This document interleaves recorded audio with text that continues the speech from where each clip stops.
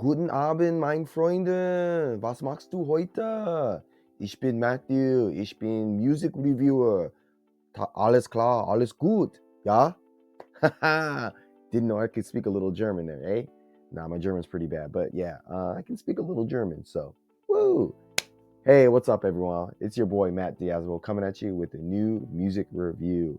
And today I am checking out the band called Obscura with their latest album called A Sonication? A Sonication?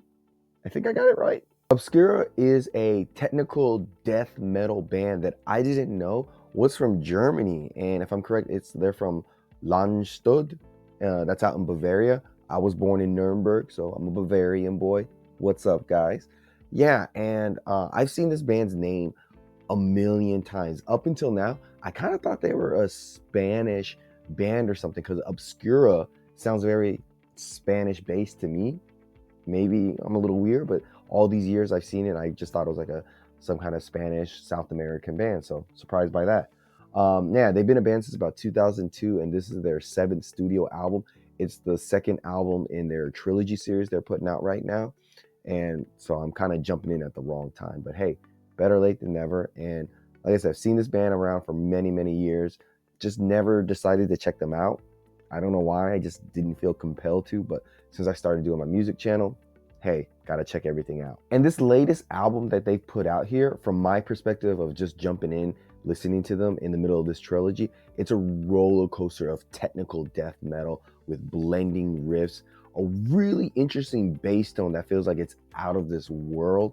I'm sure, you know, people who've listened to this band know that this band has had this bass tone throughout their whole career possibly, but my first time experience with it, it just feels very foreign, very weird, and there's enough blast beats on here to summon a small tornado with how intense they are. And with this latest album, I felt like the first half of the album was a very by the books, by the numbers, you know, death metal band and music. Nothing was really like, okay, changing my opinion one way or another. It was kind of like, it was good for what it was, but nothing too grand or terrible. But by the midway point of the album, things definitely pick up with more dynamic songwriting and very unexpected melodic melodies and vocals that, you know, sometimes feel like they're just coming straight from a different dimension with his style. The bass is one of the funniest and weirdest things on this album, sounding like it's coming out of like a glitchy sci-fi video game. It's funky, it's wobbly, and it just feels completely unhinged in just a weird way, specifically on the song Silver Linings and The Seventh Son. They just sound really prominent, very strong on these songs. So I want to play a clip of Beyond the Seventh Son for you, so you get a sense of just that wobbly and funky bass they have here.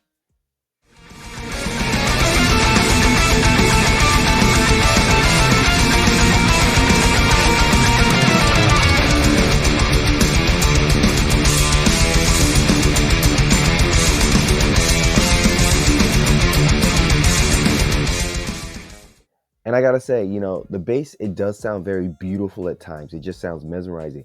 While other times it feels like, you know, it's a new like pedal effect that the bass player discovered and he just would have let his foot up on it. And so you kind of get a little bit too much of that weird, distorted, funky bass playing.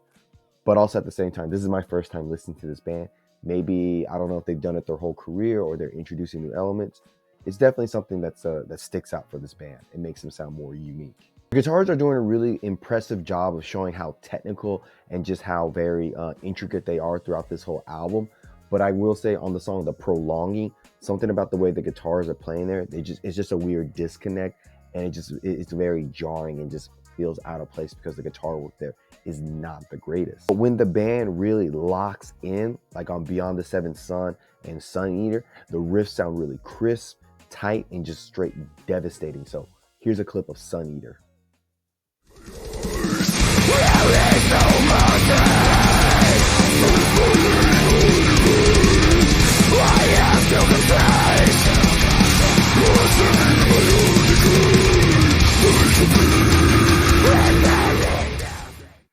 They sound quite destructive. The drums on this record are definitely hitting with either, you know, deliberate power or just full-on chaos. For most of the album, the drummer is doing a really good job of being very precise and just guiding the band along nicely with his very powerful and very impactful drumming. But there are some times when, you know, he does feel a little bit too chaotic, like he's being attacked by a swarm of bees. So it's, I would say 80% pretty good with the drumming, but there's some moments where it's a little messy. But a good example of some good drumming is on the song Evenfall. He's hitting things so tightly and precisely, it makes the song just feel very strong and epic. So here's a clip of that.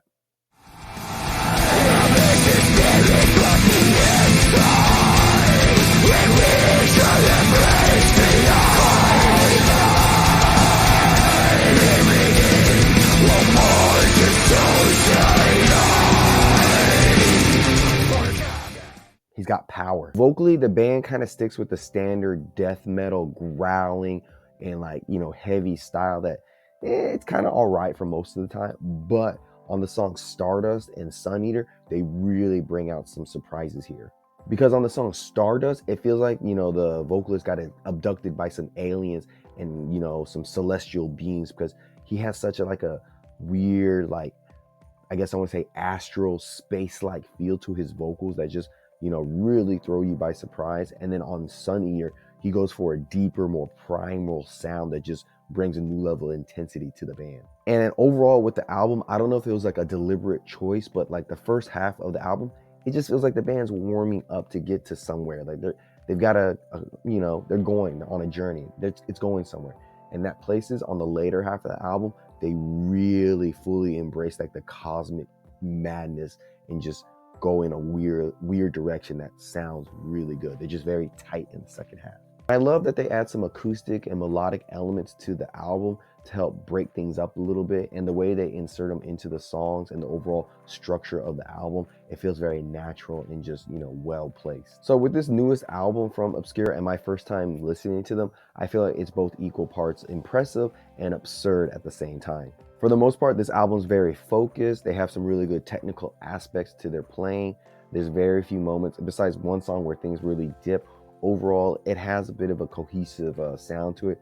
It just feels a little bit bland at times, but I think that's part of the journey for this album that they were making. If you're into tech death and into space at the same time, I think this album offers a lot to you, because, like I said, it's very impressive and very absurd with its overall presentation, sound, and concepts that they're bringing here. And I've got to say, for my first time listening to Obscura, you know, minus a few dips in quality here and there, overall, pretty good experience. So I would give this record from them a good and decent 8 out of 10. Links down below. Tell me what you think. This album is sehr good. Yeah, sehr good. So bis später.